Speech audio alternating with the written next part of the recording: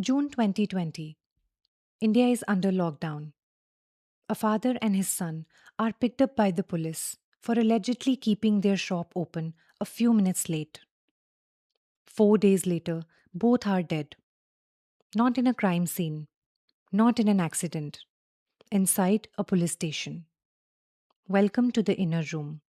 This is the story of P. Jayaraj and J. Bennix. And what happened to them is unsettling and will stay with you.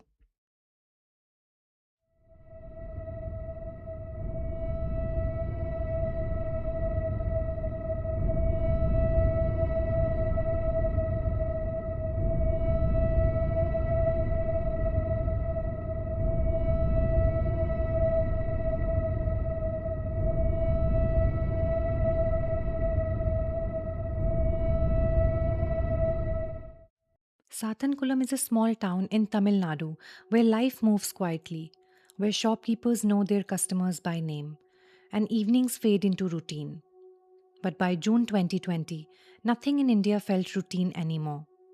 The country was under strict COVID lockdown restrictions. Streets had fallen silent, businesses were struggling to survive, and curfews were being enforced with unusual intensity. And on June 19th, in the middle of that lockdown, a routine evening in Sathankulam was broken over something that should have ended in nothing more than a warning. PJ Raj, a 58-year-old shop owner, was allegedly keeping his shop open a few minutes beyond lockdown curfew when police arrived. And what began as a minor confrontation quickly turned into something far more serious. Voices were raised, tempers escalated, and Jayraj was taken into custody and brought to the Sathankulam Police Station, a place where he was expected to be questioned and released. Nothing more. But news travels fast in small towns, and when his son Jay Bennix, just 31 years old, heard that his father had been taken by the police, he did what any son would do. He rushed to the station, not to fight, not to argue, but to check on his father, to understand what was happening, to bring him home. But as Bennix confronted the police over the treatment his father was being subjected to, he too was pulled into custody, and in that moment, he unknowingly stepped into a space where he would never be seen alive again. Inside the police station that night, what unfolded was not law enforcement.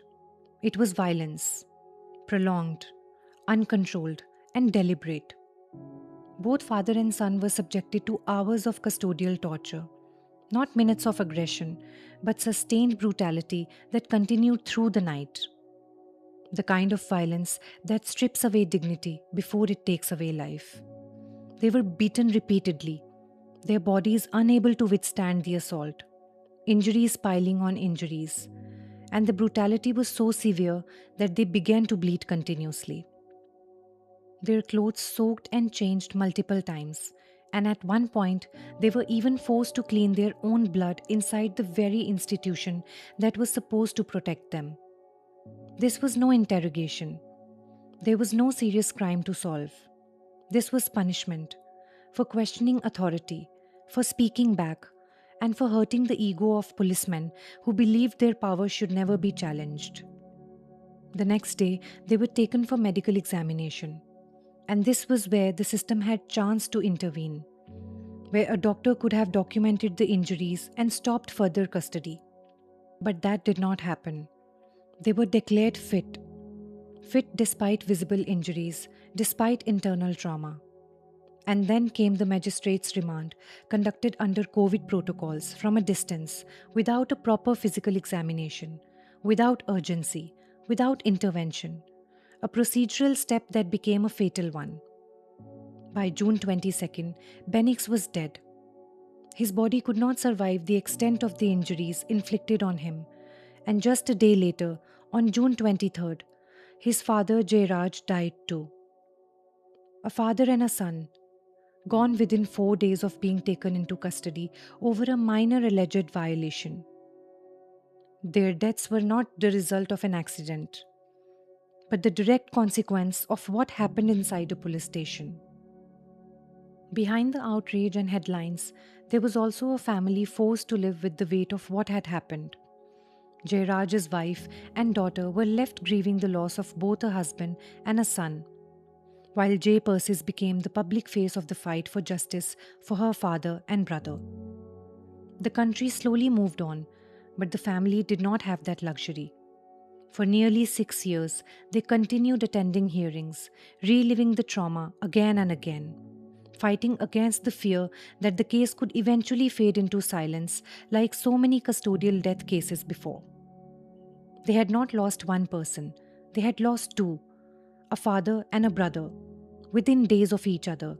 And what followed was not just grief, but a long battle against a system they believed was trying to protect its own. But this time the story did not stay hidden. Locals spoke. Witnesses came forward. Protests erupted. Shops shut down.